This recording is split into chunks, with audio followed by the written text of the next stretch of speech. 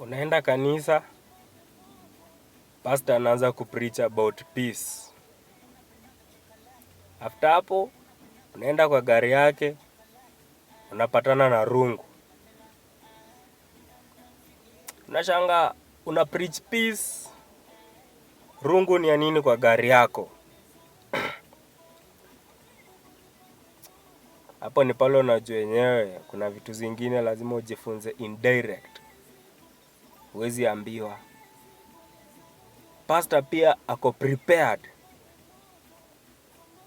Pastor yeye ako prepared kwa physical war.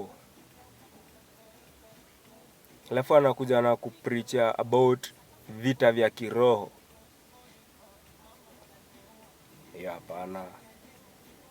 Tuambie tuko prepared everywhere. Preach amani, no preach vita.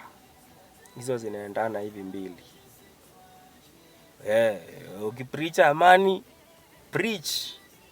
Juu kwa hiyo kanisa bado kuna watu wanatambua vita. Si ati wote wako pale juu ya peace. Hata pia wewe mwenyewe kama pastor unatupreachia amani na kwa gari yako uko na rungu. Sasa umeona hizo vitu mbili tofauti. Wewe tuambie tu manzee, amani iko lakini ukinicross